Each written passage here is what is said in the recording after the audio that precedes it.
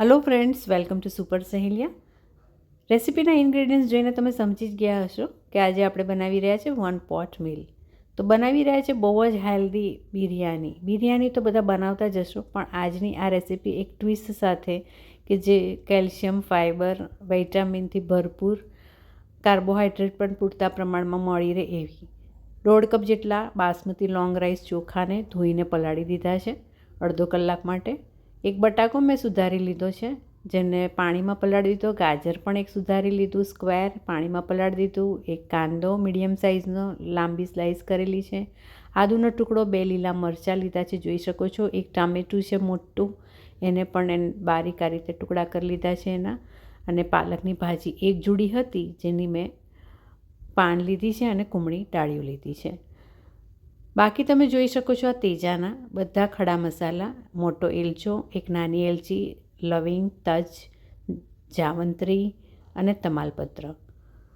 તો આ રીતના તેજાના પણ બધા લઈ લેવા. બિરયાનીમાં તેજાનાનો ટેસ્ટ બહુ સરસ લાગતો હોય છે. સાથે અહીંયા કાજુના ટુકડા પણ થોડા લેવાના છે. હવે આપણે એક કૂકર લઈ લઈશું. ડાયરેક્ટ કૂકરમાં જ આપણે આ બનાવીશું. કૂકરમાં આપણે 2 ચમચી ભરીને ઘી લેવાનું છે. બિરયાની આ ઘીમાં બનાવવાની છે. ફ્રેન્ડ્સ, આખો દિવસ ભાગદોડ કરી અને ઘરે આવ્યા હોય ત્યારે કંઈક હેલ્ધી ખાવું હોય તો આ 1 પોટ મીલ જરૂરથી ટ્રાય કરજો. ઝટપટ બની જાય છે અને એકદમ હેલ્ધી. ઘી ગરમ થાય એટલે તેજાના પહેલાં 1 બાય 1 એડ કરતા જઈશું. બધા તેજાના થોડા આછા ગુલાબી કલરના થાય ત્યાં સુધી સાંતળવાના છે. આ ટાઈમે જો તમારું લસણ એડ કરવું હોય તો એકદમ બારીક સુધારીને લસણ ખાતા હોય તો એ પણ એડ કરી શકાય છે. હવે આપણે સૌથી પહેલાં કાંદાની જે સ્લાઈસ છે એને સાંતળી લઈશું, પણ સાથે પહેલાં થોડા કાજુના ટુકડા લઈ લઈએ, જે સરસ રીતે તેજાના સાથે જ આપણે શેકી લેવાય. આછા ગુલાબી કલરના કાજુ થાય ત્યાં સુધી હલાવતા રહીશું અને પછી કાંદો એડ કરી લઈશું. વેજીટેબલ્સ તમને ગમે એટલા મેક્સિમમ એડ કરશો તો બિરયાનીનો ટેસ્ટ બહુ સરસ લાગશે. સિઝનમાં મળતા બધા જ વેજીટેબલ્સ, મશરૂમ છે, બ્રોકલી છે, લાલ લીલા પીળા કેપ્સિકમ છે, બધું જ તમે એડ કરી શકો. કાંદો 2 થી 3 મિનિટ માટે સાંતળી અને તરત જ પાણીમાં પલાળેલો બટાકો, જેને આપણે આવી રીતે સ્ક્વેર એના પીસીસ કરી લીધા છે, એ એડ કરી લઈશું. 2 થી 3 મિનિટ માટે બટાકાને સાંતળી લઈશું. પછી એક બાજુ આપણે જે પાલકના પાન હતા એને સરખી રીતે 2 વાર પાણીથી ધોઈ અને મિક્સરના જારમાં લઈ લઈશું. હવે આપણે પાલકની પેસ્ટ બનાવવાના છે. પાલકના પાનની સાથે તમે કોથમીર કે પછી મિન્ટ ફ્લેવર ગમતો હોય તો થોડા ફુદીનાના પાન પણ એડ કરી શકો છો. ટમેટું લઈ લઈશું. સાથે સાથે આદુનો ટુકડો અને 2 લીલા મરચાં પણ લઈ લઈશું.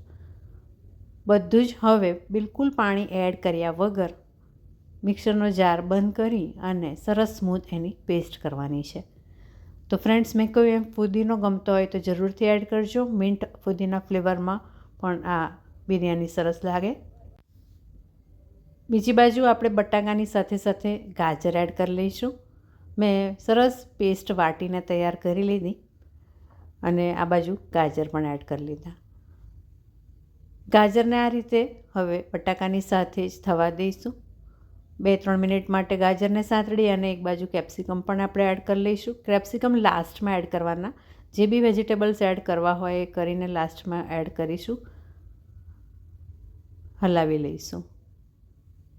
તો ફૂલ ઓફ વેજીટેબલ્સ, એકદમ ગ્રીન, અને વિન્ટરમાં ખાસ કરીને આ બિરયાની ખાવાની બહુ જ મજા આવે છે. થોડી સ્પાઇસી રાખશો તો બી મજા આવશે. મીઠું થોડું આગળ પડતું રાખશો તો બી એ વધારે ટેસ્ટી લાગશે. હવે આ પાલકની જે આપણે પેસ્ટ બનાવી હતી એ કેપ્સિકમ એડ કર્યા પછી તરત એડ કરી લીધી છે. પેસ્ટને હવે સરખી રીતે સાંતળવાની છે, જ્યાં સુધી ઘીનો ભાગ દેખાય ત્યાં સુધી. મીઠું એડ કરી લીધું, 1.5 થી 1.5 ચમચી જેટલું. મીડિયમ ફ્લેમ રાખીશું, થોડી વાર હલાવતા જઈશું. થોડી હળદર પણ એડ કરી લઈએ, 1.5 ચમચી જેટલી. સરસ રીતે ઘી તરતું દેખાય ત્યાં સુધી આ પેસ્ટને સાંતળવાની ખૂબ જ જરૂરી છે આ સ્ટેપ. હવે વટાણા જે હતા, જે શિયાળામાં તો ભરપૂર મળતા હોય પણ હું એડ કરવાનું ભૂલી ગઈ હતી, તો એ હું થોડા એડ કરી રહી છું. તો ફ્રેન્ડ્સ, ફેસ્ટિવલ નજીક આવી રહ્યો છે ઉત્તરાયણનો, અને એમાં પણ ટેરેસ પર આખો દિવસ આપણે થાક્યા હોય તો સાંજે હલકું અને એકદમ હેલ્ધી એવી આ બિરયાની જરૂરથી ટ્રાય કરાય. હવે હલાવી લઈશું. મરચું નાખી દીધું પોણી ચમચી જેટલું, ધાણા જીરુંનો પાવડર પોણી ચમચી જેટલો, અને બિરયાનીનો મસાલો તમારી પાસે જે બી બ્રાન્ડનો હોય એ એડ કરવાનો છે. બિરયાનીનો મસાલો ન હોય તો ગરમ મસાલો એડ કરી દેવો. અહીંયા અડધી ચમચી જેટલો બિરયાનીનો મસાલો મેં એડ કરી લીધો છે. બધું હલાવી લઈશું. મસાલા સાથે હવે હજી પેસ્ટને સાતળીશું જ્યાં સુધી ઘીનો ભાગ થોડો દેખાય, થોડી ગ્રેવીમાં શાઇનિંગ આવી જાય ત્યાં સુધી. આ સ્ટેપ કરવું ખૂબ જ જરૂરી છે, તો જ એકદમ પ્રોપર ટેસ્ટ જે પેસ્ટ બનાવી છે પાલકનો એનો આવશે, અને તો જ બિરયાની એકદમ ટેસ્ટી લાગશે. હવે જોઈ શકો છો ઘી હવે થોડું દેખાઈ ગયું છે અને પેસ્ટ સતળાઈ ગઈ છે, એટલે મેં જે પલાળીને રાખ્યા હતા રાઈસ ચોખા એ એડ કરી લીધા છે. ચોખા અહીંયા મેં 1.5 કપ જેટલા લીધા હતા, તો દોઢું પાણી લેવાનું છે, એટલે કે અહીંયા 2 કપ જેટલું પાણી લઈ લઈશું. મિક્સરનો જાર જે હતો પાલકની પ્યોરીવાળો એ મેં સરખી રીતે ધોઈ લીધો. 1 કપ જેટલું પાણી લઈને અને એડ કરી લીધું, અને બીજો 1 કપ જેટલું પાણી ચોખાનો બાઉલ હતો એ સરખી રીતે બધા ચોખા લઈ અને મિક્સ કરી દીધા. તો 2 કપ જેટલું પાણી, દેટ્સ ઓલ. અને હવે લાસ્ટમાં એક મેજિકલ ઇન્ગ્રેડિયન્ટ્સ જેનો ઉપયોગ કરવાના છે એ કહી દઉં. તો ફ્રેન્ડ્સ, આપણા કિચનમાં ક્યારેક એવું હોય છે ને કે અમુક વસ્તુ ઘરમાં બધા બનાવેલી હોય પણ ખાતા ના હોય, કેમ કે થોડી હવાઈ ગઈ છે. એવા જે મખણા મારા કિચનમાં હતા, જે થોડી હવા લાગી ગઈ હતી, એટલે કોઈ ખાઈ નહોતું રહ્યું. હવે મેં વિચાર્યું કે ચાલો ને આ રીતે એનો ઉપયોગ બિરયાનીમાં કરી લો, તો બિરયાનીમાં એડ કરી લઈશું. બિરયાનીની સાથે મિક્સ થઈ જશે અને ખવાઈ પણ જશે. મખાના આપણને બધાને ખબર જ છે, એકદમ કેલ્શિયમથી ભરપૂર. કેળોનું બંધારણ, જેને કાયમ માટે કેળો દુખતી હોય શિયાળામાં તો ખાસ આ ખાય તો સારું રહે. મખના હલાવી કુકરનું ઢાંકણું બંધ કરી અને 1, 2 ને 3 જ વિસલમાં આપણી બિરયાની બહુ જ સરસ તૈયાર થઈ જશે. કુકર ઠંડુ પડે પછી જ આપણે એને ખોલીશું. આ બિરયાની કોઈ બી જાતના રાયતા કે પછી કર્ડ સાથે એન્જોય કરી શકો છો.